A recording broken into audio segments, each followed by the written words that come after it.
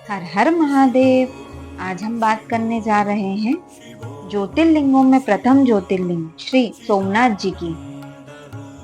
गुजरात प्रांत के काठियावाड़ क्षेत्र में समुद्र के किनारे सोमनाथ नामक विश्व प्रसिद्ध मंदिर में यह ज्योतिर्लिंग स्थापित है और पहले यह क्षेत्र प्रभास क्षेत्र के नाम से जाना जाता था। अरब सागर के तट पर स्थित आदि ज्योतिर्लिंग श्री सोमनाथ महादेव की छटा ही निराली है। यह तीर्थ स्थान देश के प्राचीनतम तीर्थ स्थल का विवादित इतिहास रहा है। मान्यता है कि मंदिर निर्माण महाभारत काल में चंद्रभागा राज्य के राजा सोमदेव द्वारा हुआ था। यहाँ सोम राजा ने शिवलिंग की पूजा की थी और तब से इस ज्योतिर्लिंग को सोमेश्वर नाम से जाना जाता है।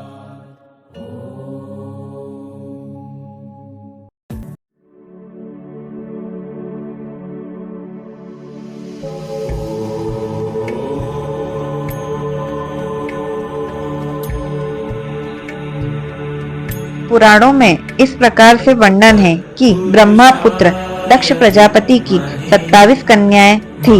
उन सभी का विवाह चंद्रदेव के साथ हुआ था, किंतु चंद्रमा का समस्त अनुराग व प्रेम उनमें से केवल रोहिणी के प्रति ही रहता था।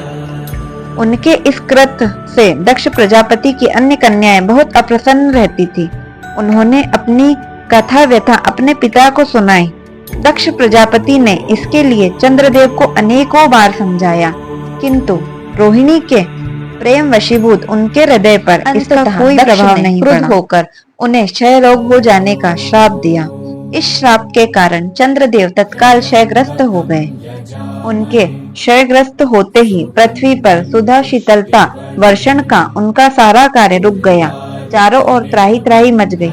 चंद्रदेव बहुत दुखी, पीड़ा और चिंता को देख उनके उद्धार के लिए इंद्र आदि देवता व ऋषि वशिष्ठ आदि पितामह ब्रह्मा जी के पास गए।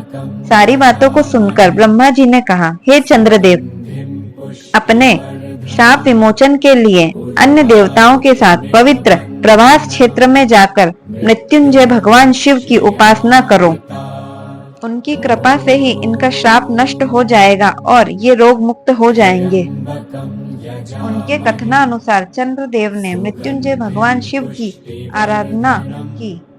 उन्होंने घोर तपस्या करते हुए 10 करोड़ बार महामृत्युंजय मंत्र का जाप किया। इससे प्रसन्न होकर मृत्युंजय भगवान शिव ने उन्हें अमृतत्व का वर प्रदान किया। उन्होंने कहा, चंद्रदेव, तुम शोक ना करो। मेरे वर से तुम्हारा शाप मोचन तो होगा ही साथ प्रजापति दक्ष के वचनों की रक्षा भी हो जाएगी। चंद्रदेव ने कहा, वो कैसे प्रभु? कृष्ण पक्ष में प्रतिदिन तुम्हारी कलाएं एक एक करके क्षीण होगी, किंतु पुनः शुक्ल पक्ष में उसी क्रम से तुम्हारी कला एक एक करके बढ़ जाया करेगी। इस प्रकार प्रत्येक पूर्णिमा को तुम्हें पूर्ण चंद्र प्राप्त होगा। चंद्रदेव को मिलने वाले इन वरदान से सारे लोकों के प्राणी प्रसन्न हो उठे। श्राप मुक्त होकर चंद्रदेव ने अन्य देवताओं के साथ मिलकर भगवान शिव से प्रार्थना की कि आप माता पार्वती के साथ सदा के लिए यहाँ पर निवास करें। भगवान शिव उनकी इस प्रार्थना को स्वीकार करके ज्योतिर्लिंग के रूप में मां पार्वती के साथ तभी से यहाँ विराजमान हो गए। इस स्थान का नाम सोमनाथ चंद्रदेव के नाम पर ही पड़ा है, क्योंकि इस ज्योतिर्लिंग की स्थापना चंद्रदेव ने ही की है। सौराष्ट्र सोमनाथ, इसके दर्शन पूजन आराधना से भक्तों के जन्म जन्मांतर के सारे पाप और नष्ट हो जाते हैं और वे भगवान शिव और माता पार्वती की अक्षय कृपा का पात्र बन जाता है। उनके लौकिक और परलौकिक सारे कृत्य स्वयं सफल हो जाते हैं। मृत्युंजय महादेव त्राहि माम शरणागतम जन्म मृत्यु जरा व्याधि पीड़ितम कर्म बंधने। महारुद्राय सोमेश्वराय ज्योतिर्लिंगाय नमो नमः। ज्योतिष शास्त्र के अनुसार जिनकी कुंडली में मौजूद चंद्रमा के अशुभ प्रभाव को दूर करने के लिए सोमनाथ ज्योतिर्लिंग की पूजा एवं दर्शन अत्यंत फलदायक होता है। इस पूजा द्वारा चंद्रमा के समस्त गुण ही कम है।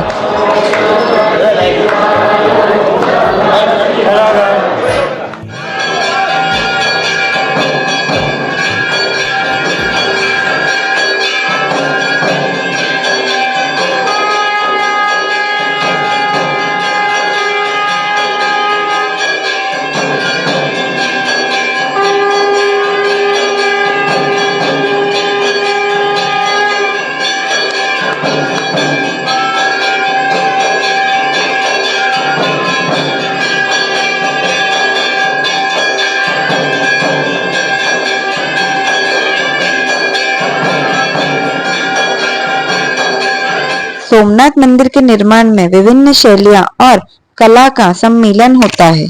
यह मंदिर प्राचीन भारतीय वास्तुकला की अद्भुतता का उदाहरण माना जाता है। भव्य स्तंभ और विशेष शैली के अंगारे मंदिर की सुंदरता को और भी बढ़ा देते हैं।